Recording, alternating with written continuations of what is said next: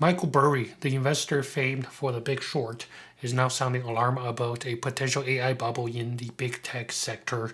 In a series of posts on X, he suggested that the current AI investment boom in tech shows classic sign of a bubble, from aggressive accounting tricks to unsustainable spending. Burry even hints that sometimes the smartest move for investors is to stay out entirely.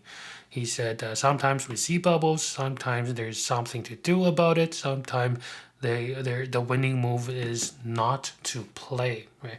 It's a quote from the 1983 sci-fi movie War Games. Burry's first major claim is that big tech is inflating its AI profit through accounting. Specifically, he accused the hyperscalers, which are the large cap tech firms like Meta, Alphabet, Microsoft, Oracle, Amazon, who are big in the AI infrastructure. He accused of them of extending the useful life of their AI hardware to distort earnings. So here's how it works. So normally, a cutting-edge server and AI chips, mostly Nvidia GPU, might be depreciating over 3 years, reflecting how quickly they become obsolete. But Burry points out that those companies have stretched their depreciation schedule to 5 to 6 years. As you can see on this chart, he listed out all the companies from 2020 all the way to 2025. He has noted how those companies stretch out the depreciation useful life from 3 years all the way to now to like around 6 years. Right? So by doing so, they understate the depreciation expenses, making the current profit look larger than they truly are. As Burry points out in the X post, understating depreciation by extending a useful life of asset artificially boosts earnings. And he calls them one of the more common frauds of the modern era. So what does that even mean? So if a $300,000 AI server was originally depreciated over 3 years, it would hit the income statement as a 100K expense per year due to the so-called depreciation expense. But let's say if the company switched that 3-year to 6-year depreciation schedule, there's only a 50K expense or depreciation expense per year, magically adding 50K to the annual net income without any real improvement in the business. So Burry argues that this is exactly what's happening. It tricks the investors into thinking that the AI company are more profitable than they actually are. So in the post, Burry estimated that collectively big techs should be understating depreciation by $176 billion between 2026 to 2028. He also singled out Oracle and Meta by saying by 2028, Oracle's earning might be overstated by 26.9%. Meta's earning will be overstated by 20.8%. So why are tech firms pushing the limit on this accounting scheme, right? So it's likely because they are spending enormous capex on AI infrastructure and are facing financial strains due to those investments. So Burry noted that the U.S. Hyperscalers, like we said, Amazon, Google, Meta, Microsoft, Oracle, are pouring capital into AI data centers and hardwares at an unprecedented rate. So according to Bloomberg, the big tech AI-related capex is about $400 billion in 2025, and from 2024 to 2029, if we add up all the expected capex, it's going to reach $3 trillion cumulatively. So where is all the capex going? What are they buying? So analysts has put up this chart. They're saying for a 1 gigawatt AI data center, it cost about $35 billion, and a huge chunk of the money goes to GPU, actually around 40% of the money, right? So which means the AI boom or capex spending boom is a big tailwind for Nvidia, which currently enjoys about 70% margin on those chips. But it's a huge capital drain for whoever is making those investments.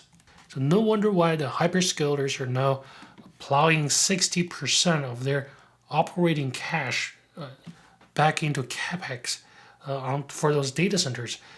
It's currently at a record high level.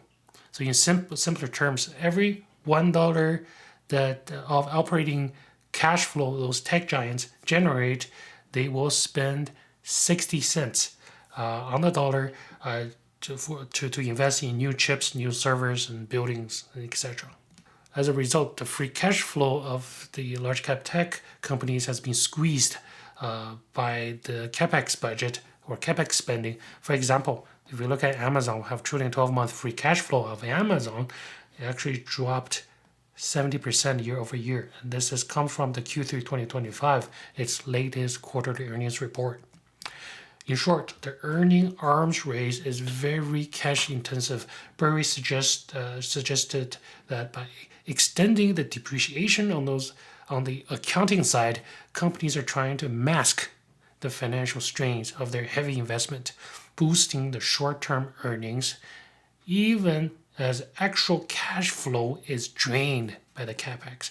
So capex caused the free cash flow to look ugly. So they're doing this accounting scheme to make net income look prettier. Burry's warning isn't just about accounting. He also hinted that the entire AI frenzy resembles the past Dotcom bubble. In early November, in one of his posts, he showed this chart. This chart shows that the tech sector capex growth has now spiked to a level last seen around 1999 to 2000, the peak of dot-com bubble. If you look at the green line, it's the U.S. tech sector capex growth, 5-year compound annual growth rate, currently hitting 18.1% right now here. That's actually above the peak level of the dot-com bubble. So why is this comparison important? Because back then in the dot-com bubble, companies were wildly overinvested in the new technology infrastructure. It was about communications, so they spent a lot of money on fiber optic networks, data centers and stuff, expecting future demand to justify the capex. But when the demand didn't materialize as fast as hoped, it led to massive oversupply. Burry even shared this page of a book describing the telecom bubble. It says by 2002, less than 5% of US telecom capacity was in use, and wholesale telecom price was collapsing 70% per year in 2001 to 2002. And companies that had been superstar stocks in 1999 were suddenly going bankrupt by 2002. Investors who paid huge premiums for future growth were left holding the bag when growth vanished almost overnight. Right? So when people are expecting a lot of demand for the services, for telecom services, they're putting a lot of premium on the stock price. So when that didn't materialize, the price just tanked, causing the bubble to burst. Right? So Burry seems to be suggesting that today's AI cloud infrastructure frenzy might be leading down a similar path. Pretty much too much capital chasing a future that might not arrive fast enough.